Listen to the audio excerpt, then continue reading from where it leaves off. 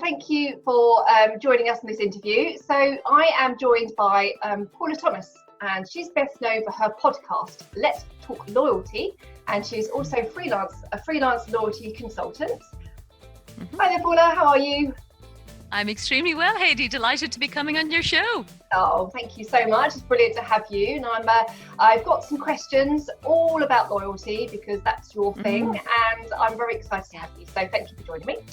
So your B2B podcast is successful and has just hit 15,000 plays, which is amazing. So I'm interested to know, who is your audience and what are you trying to achieve with your podcast, Paula? It's a lovely question, Heidi. I suppose for a bit of context, I started podcasting last year. It was August when I launched the first episode, and it had come against, I suppose, just personal frustration of not having enough time to read. So there's so much amazing content online and in print and in lots of different forms, including video. But I really just found that dedicating and setting aside that time to learn about my profession just wasn't happening. But I started to listen to podcasts for other reasons, sometimes for entertainment, but also increasingly from a business perspective. And I realized that I could multitask. So I could cook the dinner or hoover or whatever and still be able to consume something. And I think I just have this love of learning. And I hear that coming through as well in the work that you do, Heidi. So to answer your question, my audience is, I think, people like me. A lot of us end up working in loyalty marketing, and it's not particularly a planned career move.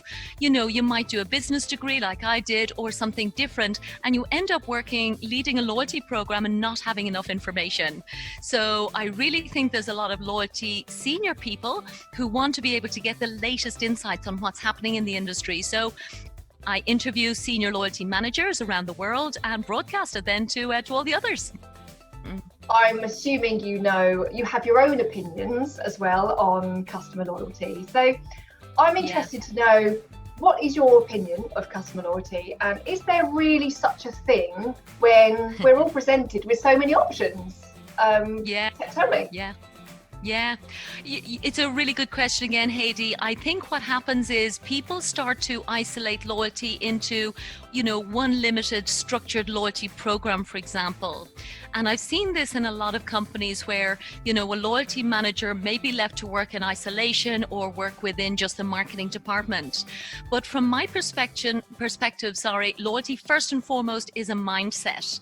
So I think it has to be something that starts at the top of a company, and really it forms a basis of integrity, of taking care of your customers, and first of all being loyal to them before you can expect them to be loyal to you.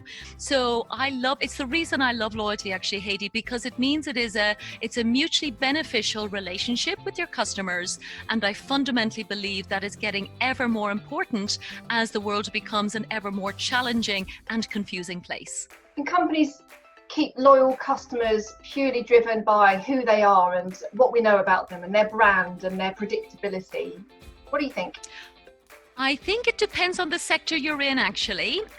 For example, if you're Apple, we all know they don't have a structured loyalty program for consumers, let's say. Now, they do have small examples of work they do with SMEs, for example, but they don't have a points program. If I want to buy a new phone, I will probably always go to Apple. So if you have a distinctly superior product, it may not be necessary to structure something that rewards customers back for their transactions, but it may be. But I think where loyalty really comes to the fore is if there's an industry where it's quite hard to differentiate yourself. So, for example, I started with telecoms. So I know you're in the UK, and O2 Priority is a very well-known differentiating program that O2 runs for its customers. And I ran the O2 Priority program in Ireland. So where it's hard to say which network is better than the other, if you do then have a loyalty program, it can be a key point of differentiation if it's executed well. So I suppose I don't like saying it depends, but it depends. I love that. And what do you think is the next best thing, next big thing in loyalty, Paula? I think there's so many things. I found it hard to pick one actually when you're suggesting that we might talk about this. A lot of people are talking about the tech. So artificial intelligence has actually come up twice this week, and it's not something I would say I particularly understand. But two people I really respect in very big loyalty programs are talking about AI, and it does have very real benefits. But I also see a resurgence, I think, of gamification. And I'm launching this week's podcast, for example, with Dell Computers, which is a very transactional business, and they're very clear about that. But at a time where they mightn't have huge margins to reward people, and there's probably a little bit of intensity, let's be honest, in the working world at the moment, gamification gives you a super affordable way to drive loyal behavior by at least having an engagement and an interaction with your customers. So I do think gamification will have a resurgence.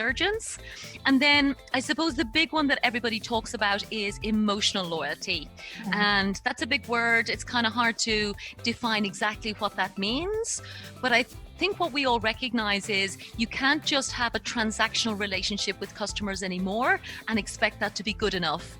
You need to prove who you are first and foremost as a brand, but also you need to find a way to prove through your actions as a company that you actually genuinely care about your customer. So emotional loyalty is definitely the big halo thing that we're all looking to create, but there's no easy way to do that, and it does take a lot of attention, a lot of focus, and a clear commitment. Finally, Paula, if somebody wanted to listen to your podcast and wanted to become one of your followers, your avid followers, how do they find you? And also, if they wanted to talk to you more about your freelancing and on projects. Oh, you're very good, Heidi. Thank you for that. So my full name is Paula Thomas, Thomas, so quite easy to find on LinkedIn, and also on any podcast channel, so Spotify or Apple Podcasts. If you just type in Let's Talk Loyalty, you should be able to find the podcast super easy. I really appreciate your time, Paula. Thank you so much for all of this. Really insightful. Good luck with your podcast, and thank you again. Thanks a million, Heidi.